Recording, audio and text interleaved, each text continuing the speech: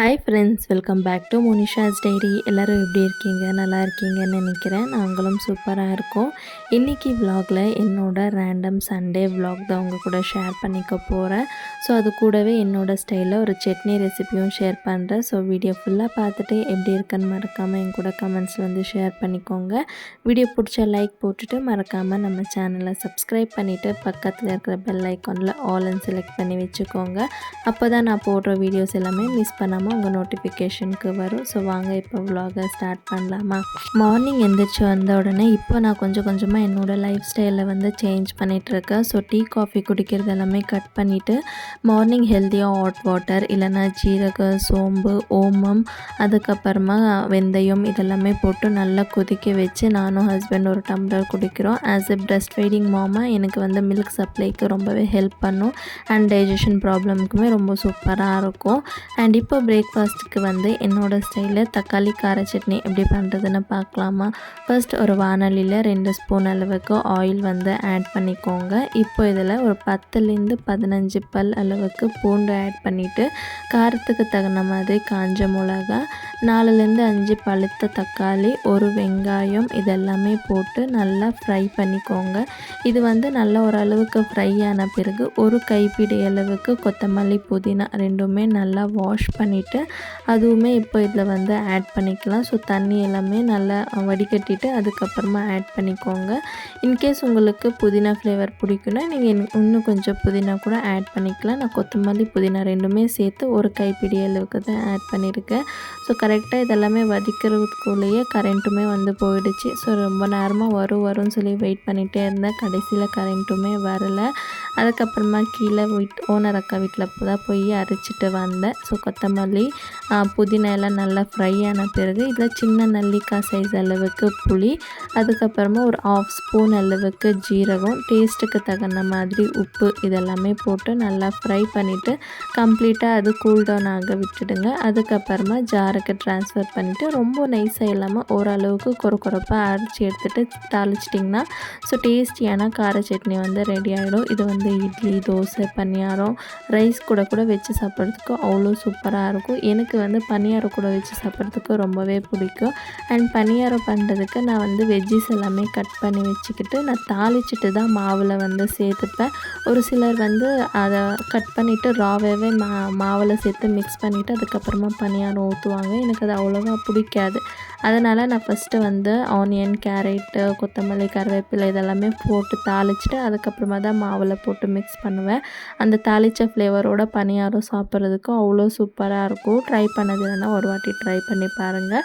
ஒரு சைட் பணியாரம் சுட்டிட்டு சட்னிக்குமே வந்து தாளித்து விட்டுட்டு சூப்பராக பிரேக்ஃபாஸ்ட் எல்லாம் சாப்பிட்டு முடிச்சுட்டு ஹஸ்பண்ட் ஆஃப்டர்நூன் போல் ஃபங்க்ஷனுக்கு போகணுன்னு சொல்லியிருந்தாங்க. அவங்க போயிட்டு வரதுக்கு ஈவினிங் ஆகிடும். அதனால் பிரேக்ஃபாஸ்ட் சாப்பிட்ட கையோடமே அவங்கள கூட்டிகிட்டு நான் வெஜிடபிள் ஷாப்புக்கு தான் போயிருந்தேன். சண்டே மட்டும்தான் அவர் ஃப்ரீயாக இருப்பாங்க இல்லையா?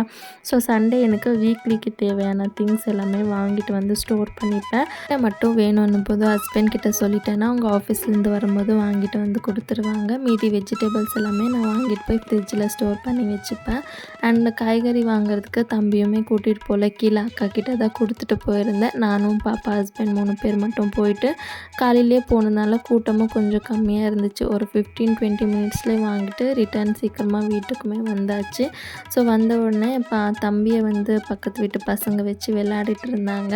சரி அவங்க பார்த்துப்பாங்க, அதுக்குள்ளே நம்ம வேலையெல்லாம் முடிச்சுக்கலாம்னு சொல்லிட்டு கையோட வெஜிடபிள்ஸ் எல்லாமே வந்து அன்பேக் பண்ணி தனித்தனியாக வச்சுட்டோன்னா பேக் பண்ணி ஃப்ரிட்ஜில் ஸ்டோர் பண்ணுறதுக்கு ஈஸியாக இருக்கும்ன்ட்டு எல்லா காயுமே தனித்தனியாக எடுத்து வச்சேன்னா இப்படி வச்சுட்டு கடைசியில் பார்க்கும்போது ஏதோ நானே காய்கறி கடை வச்சு விற்கிறோம் போல் அந்த மாதிரி இருந்துச்சு. ஸோ அதை பார்க்குறதுக்கு ஒரு மாதிரி நல்லா இருந்துச்சு. ஒரு சில டைம்ஸ் இவ்வளோ வெஜ்ஜீஸ் வாங்குறதுக்கே ரொம்ப காஸ்ட்லியாக இருக்கும். பட் இப்போ வெஜ்ஜீஸ் ரேட் எல்லாமே கம்மியாக இருக்குது போல். ஓரளவுக்கு ரீசனபிள் ப்ரைஸ்லேயே இவ்வளோ வெஜ்ஜீஸும் வாங்கிட்டு வந்துட்டேன். எவ்வளோ ஆயிருக்குன்னு கெஸ் பண்ண முடிஞ்சால் மறக்காமல் கமெண்ட்ஸில் வந்து கெஸ் பண்ணுங்கள். பார்க்கலாம் யார் கரெக்டாக கெஸ் பண்ணுறீங்கன்னு சொல்லிட்டு.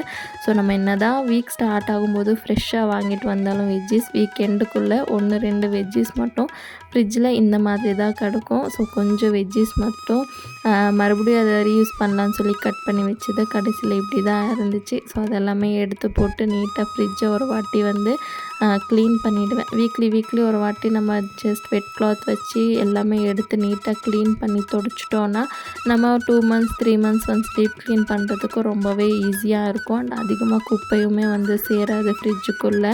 ஸோ அதனால் நான் அந்த ஷீட் எல்லாமே ரிமூவ் பண்ணிவிட்டு வெட் கிளாத் வச்சு நீட்டாக ஒன்ஸ் எல்லாமே தொடச்சிட்டேன். ஃப்ரிட்ஜு சுவிட்ச் ஆஃப் பண்ணுறது மறந்துட்டேன். அதுக்கப்புறமா தான் சுவிட்ச் வந்து ஆஃப் பண்ணிவிட்டு நீட்டாக ஒரு வாட்டி வெட் கிளாத் வச்சு தொடச்சி விட்டுட்டேன். ஃப்ரிட்ஜ் வந்து ட்ரை ஆகட்டும்னு சொல்லிட்டு கொஞ்ச நேரம் அப்படியே விட்டுட்டு வாங்கிட்டு வந்த வெஜ்ஜஸ் எல்லாமே தனித்தனியாக ஒரு கவரில் போட்டு நீட்டாக பேக் பண்ணி அது ட்ரை ஆன பிறகு ஏதோ எனக்கு தெரிஞ்ச அளவுக்கு ஓரளவுக்கு அடுக்கி வச்சுட்டேன் ஃப்ரிட்ஜில். அதுக்கப்புறமா பாப்பாவையும் ரெடி பண்ணிவிட்டேன். ஹஸ்பண்டும் ரெடி ஆகிட்டு அவங்க 2 பேருமே ஃபங்க்ஷனுக்கு வந்து கிளம்பிட்டாங்க. ஸோ ஆஃப்டர்நூன் லன்ச் வந்து எனக்கு மட்டும்தான். ஹஸ்பண்ட் காலையிலேயே சிக்கனுமே வாங்கிட்டு வந்து கொடுத்துட்டாங்க. ஸோ உனக்கு என்ன பிடிக்குதோ அப்படி செஞ்சு சாப்பிட்டுக்கோன்னு சொல்லி நானும் ஒரு ரெசிபியெல்லாம் யோசித்து வச்சுருந்தேன். ஸோ சூப்பராக இருக்கும். வெயிட் லாஸ் பண்ணணும் இல்லை ஹெல்த்தியாக சாப்பிட்ணுன்றவங்களுக்கு கூட இதை செஞ்சு சாப்பிட்றது ரொம்பவே ஈஸி. டக்குன்னு செஞ்சிடலாம். டேஸ்ட்டுமே அவ்வளோ சூப்பராக இருக்கும். ரைஸ் நாங்கள் சாப்பிட்லான்னு சொல்லி மிஸ் பண்ணவே மாட்டோம். அந்த அளவுக்கு டேஸ்ட்டாக இருக்கும். ரெசிபி எல்லாம் பண்ணலான்னு சொல்லி ரெடியாக வச்சு தான் வீடியோ ஷூட் பண்ண ஸ்டார்ட் பண்ணேன். தூங்கிட்டு இருந்தவன் சடனாக எழுந்திரிச்சு ஒரே அழகாக அவனை பிடிச்சிட்டு என்னால் ரெசிபியை வந்து ஷூட் பண்ண முடியல. பட் சூப்பராக லன்ச் வந்து சாப்பிட்டாச்சு. ஸோ இது என்னென்னு கெஸ் பண்ண முடிஞ்ச கமெண்ட்ஸில் கெஸ் பண்ணுங்கள். இதோட ரெசிபி கூடிய சீக்கிரமாக நான் இன்னொரு டைம் செய்யும்போது இதோட ரெசிபி வந்து நான் உங்கள் கூட ஷேர் பண்ணிக்கிறேன். ஸோ நம்ம வீடியோட கடைசிக்குமே வந்தாச்சு. ஸோ வீடியோ பிடிச்சா லைக் பண்ணிவிட்டு மறக்காமல் சேனலை சப்ஸ்கிரைப் பண்ணிக்கோங்க. அண்ட் நிறைய வெயிட் லாஸ் ரெசிபிஸ் அதுக்கு ரிலேட்டடான வீடியோஸ் வந்து நம்ம சேனலில் போஸ்ட் பண்ண போகிறேன். மறக்காமல் பார்க்குறதுக்கு பக்கத்தில் இருக்க நோட்டிஃபிகேஷனில் ஆல் செலக்ட் பண்ணி வச்சுக்கோங்க. Take care. பாய்.